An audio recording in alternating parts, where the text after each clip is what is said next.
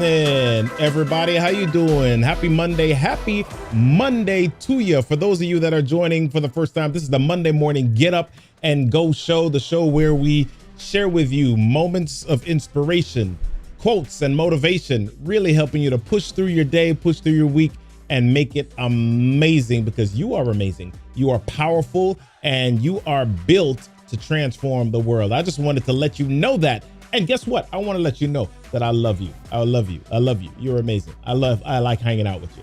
All right, listen, let's do this thing this morning. Let's get going here. If you want to get in touch with me, if you want to text me, if you want to share and know when we're going live, do me a favor, text me 410-936-4049, 410-936-4049, and we'll get connected there. All right. So Mondays we are live. Listen, I'm just noticing I have my thing here. I have my sign on the bottom here, and it says live Mondays at 10 a.m. But we're actually live at 8:30. We switched the time a few weeks ago. So anyway, let's get rocking and rolling this morning. How are you, Monday morning get uppers? How you doing this morning? Listen, we've got a fantastic quote this morning for you, and let me actually jump right into it. This morning's quote is from someone known as Kemi Ogonle, or did I say it wrong? Hold on, I can't see. Hold on, let me make sure I have this thing right. Okay, yeah. All right. Sogonle. There we go. All right, I had it behind something. All right. So, and it says, we only know how strong we are when we strive and thrive beyond the challenges we face. Okay. We only know how strong we are when we strive and thrive beyond the challenges we face. Come on, raise your hand this morning if you have a challenge in your life. I don't know if you have faced an obstacle. We've been talking about obstacles, and we've been talking about using them as step stools over the last few weeks. And I share that because every day we have something new. Zig Ziglar was known for saying motivation is like a bath. That's why we recommend it daily, right? You have these things that happen in your life and happen in your space. And so you need a get up and go. You need to be reminded that it's possible, that there's a way forward, there's a way out. And that's why we have this show every morning, or every Monday morning. Maybe we need to do it every morning. I don't know. We all have challenges and they make us grow. I love it, Zaina. Exactly. Right? So here's the deal. I actually want to share a story with you. When I was a kid, we used to race all the time. At my church, we had this thing called Pathfinders, and we had what we called the Pathfinder Olympics. And so we used to train throughout the year. We used to go to this park, and this high school, and in the back of the high school, they had a track. And so we used to run around the track, and we would practice for our different events. So back in the day, before we did meters, we did yards, right?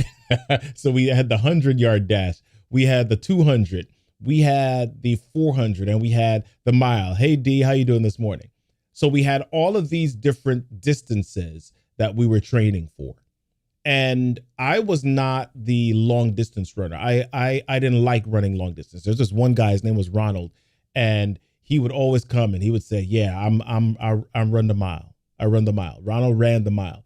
I didn't like running the mile. What I liked was the shorter distances. I liked the 100 and the 200. Thing is, there were kids that were older than me.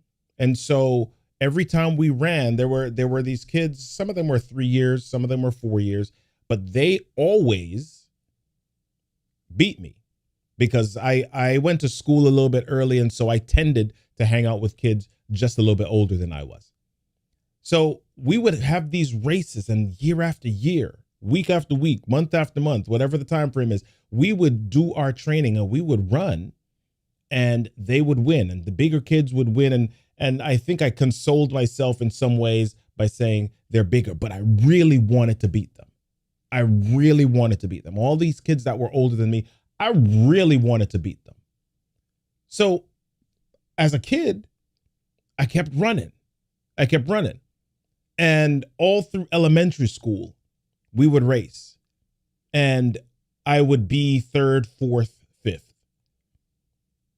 All through high school, we would race, and I would be third, fourth, fifth. I would never beat these guys.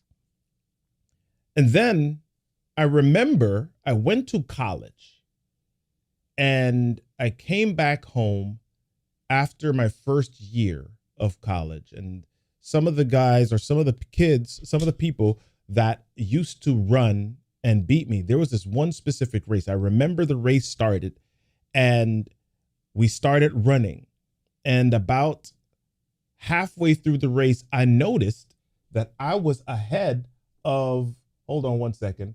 I noticed that I was ahead of the, give me 1 second. I am making sure that my Instagram people can see me here. Hold on.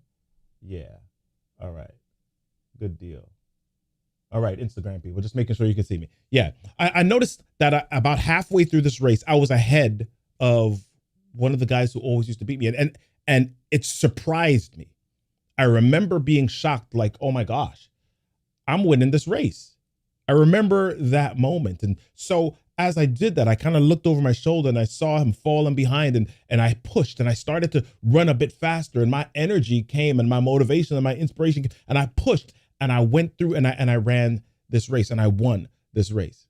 Now I remember we were racing again a little bit later, and it was a couple of weeks later, and I know this guy was like, oh my gosh, I don't believe Bobby beat me. I don't believe Robert beat me. And so I could see he was more motivated, and he was pushing today to run faster and catch up. And I ended up winning still, but the distance wasn't as large, because I think part of what happened was maybe he took me for granted that other time because they'd always won. And then the second thing was now he had more motivation to run.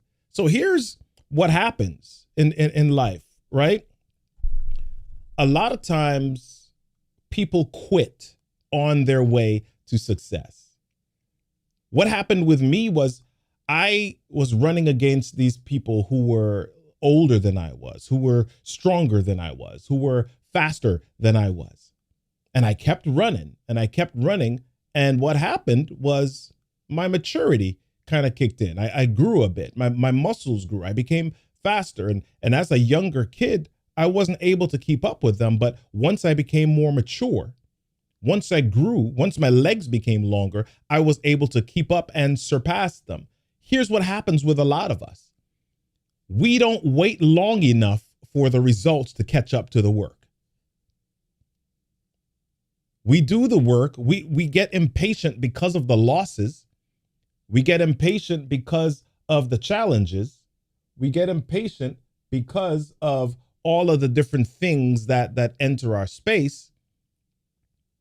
And so we don't wait long enough for the results to catch up to the work. Therefore, we don't end up seeing the success. It's like that meme where you see there's these people digging underneath the ground, and we can see it from the side, and we see that one person has given up about this much away from the diamonds that they would have dug through to if they had just waited long enough, right? So that's one thing. We don't wait long enough for the results to catch up to the work. The other thing is this. If I had allowed the losses to determine how I worked or how I responded after, then I would always be defined by everybody else as third place, fourth place, fifth place. Imagine that I said to myself, you know what, they're always going to beat me. That's not my thing. I'm going to do something else. Imagine that was the attitude and the idea that I espoused or that I operated by. I would have never seen the fruits, even with the maturity, even with the growth. I would have never seen the fruits of the work. So a lot of times we let our losses or we let our failures define us. And because we allow those losses to define us, that determines how others see us. Right? If I just said, you know what, I'm a third place, I'm a fourth place, I'm a fifth place, then the people who were always winning at the time would always see me in that way. And so I needed to work, I needed to provide to get to a certain result so that they could then begin to see me differently. So when I win this race against this guy, he now sees me as, oh my gosh, I've always envisioned Robert as behind me. I've always envisioned him as younger. I've always envisioned him as slower. I've always envisioned him as this way. So now he sees a couple of things. He sees that I'm working. He sees that I'm growing. And now he sees that I can surpass him, right? Because I continued to do the work and I didn't let the earlier losses define who I was. So if we let our losses define us, we determine how others see us. Here's the third thing that I want to say about this.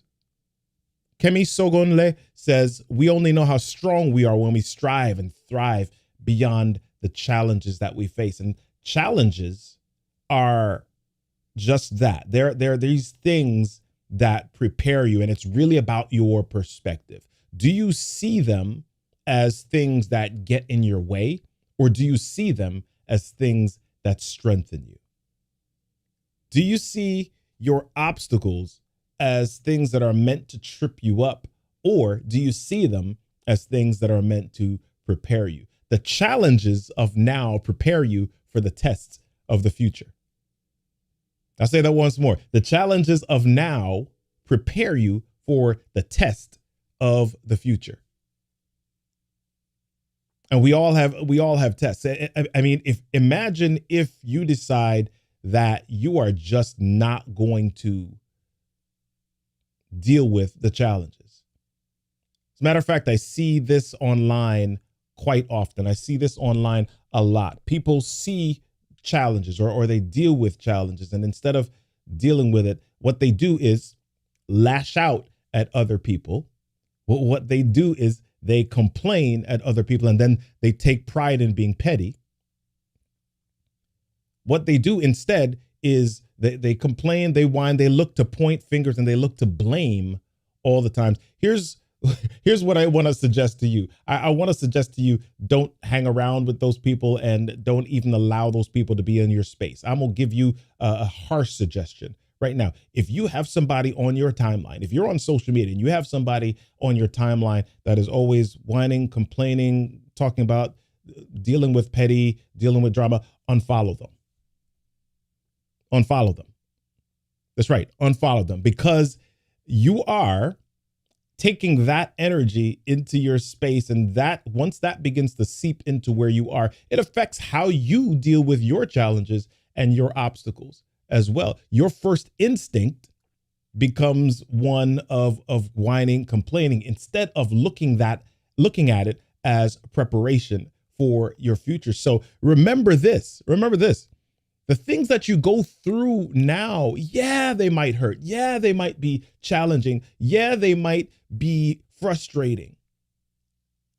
But if your perspective is one of preparation, then the challenges of now prepare you for the tests of your future, because we're always going to have tests. We're always going to have stuff. That's how the world is. That's how the earth is. That's how humanity is. We're always going to have stuff. We don't live in a perfect world. We're always going to have stuff. And so if I live with the perspective that I'm always going to have stuff, and I can take what happens to me now as learning, then I prepare myself now using those challenges for the future. The challenges of now prepare me for the tests of the future. I want to encourage you today. I want to encourage you to get negativity and complaining and whining and drama out of your space today, because I want you to move into this week with a new perspective. I invite you to move into this week with a new perspective. And that perspective is that this week will have challenges. This week will have frustrations. This week will have obstacles. This week will have stuff that's going to get in your way. This week will have things that are not ideal or perfect. What are you going to do with those? Oh my, what are you going to do with those? Well, use them to get you stronger. We only know how strong we are when we thrive and thrive beyond the challenges that we face. Listen, y'all, this has been your Monday morning get up and go. 15 minutes of power, 15 minutes where we really just rock and roll and inspire you to be amazing for the rest of your week. I hope that this has been valuable for you. I hope you've heard the message, and I hope that this week you're ready to strive and thrive beyond your challenges, because guess what? Your challenges of now prepare you for the tests of the future. I'll see y'all next week, Monday morning at 8:30 a.m. Eastern Standard Time. Don't forget to text me 410-936-4049 so that you can get with me the next time that we are live. All right. I'll see ya